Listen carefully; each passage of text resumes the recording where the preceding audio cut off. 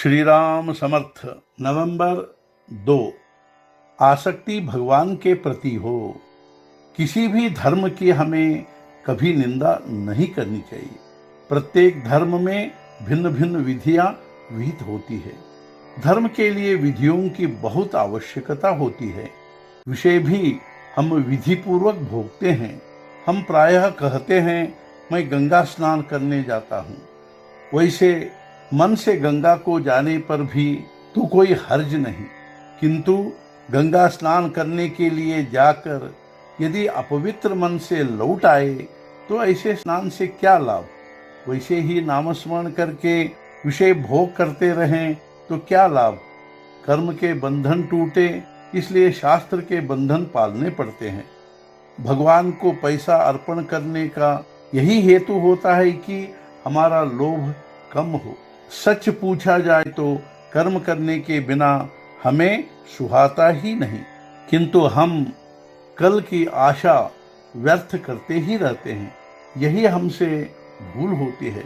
कुछ भी न करते हुए बैठे रहना मनुष्य के लिए संभव नहीं होता। उदाहरण के लिए यदि हम किसी से कहे कि हाथ पांव बिल्कुल न हिलाते हुए, कुछ भी न करते चुपचाप बैठे रहो, तो उसके लिए वह सजा ही होगी। तो फिर यदि कुछ करना जरूरी ही है तो हम अच्छा कार्य ही करें। जो कर्म बंधन के लिए कारण बनता है वह कर्म विपरीत कर्म ही है। कर्ता होने का अभिमान रख कर किया गया कर्म विपरीत ही होता है। ज्ञान की अवस्था में किया गया कर्म पूर्ण ही होता है। उसके पहले किया कर्म अर्थात ज्ञान की अवस्था के पहले किया कर्म पूर्ण नहीं होता। धर्म भी आखिर क्या कहता है, हर कोई अपना कर्तव्य पूर्ण करे, किंतु कर्तव्य करने का कारण भी क्या होता है, तो वह कारण है कि हम भगवान के लिए वह करें। भगवान में श्रद्धा रखकर कर्तव्य करने पर ही मनुष्य सुखी होगा।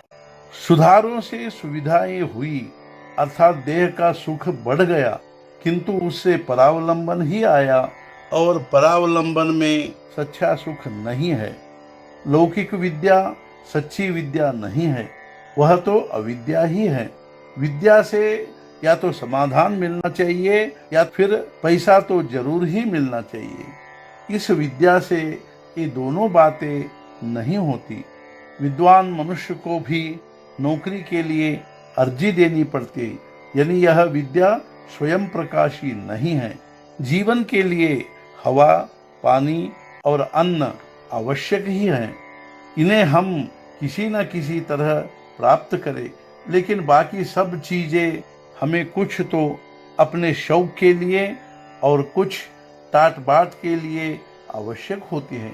यदि पैसा हो तो हम दीनों की तरह न रहे, किंतु उसमें हमारी आसक्ति न हो।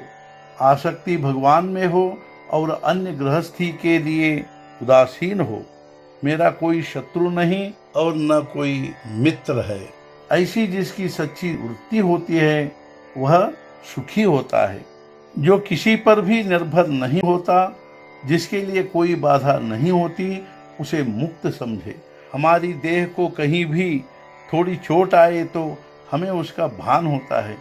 उसी प्रकार मन की सभी प्रकार की वृत्ति में भगवान का स्मरण रहे, यही अनुसंधान है, यही विद्या है, यही सच्चा धर्म है और यही परमार्थ का सार है।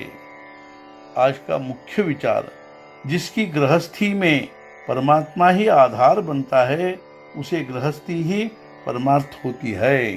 सद्गुरुनाथ महाराज की जय। जय जय रघुवीर समर्थ।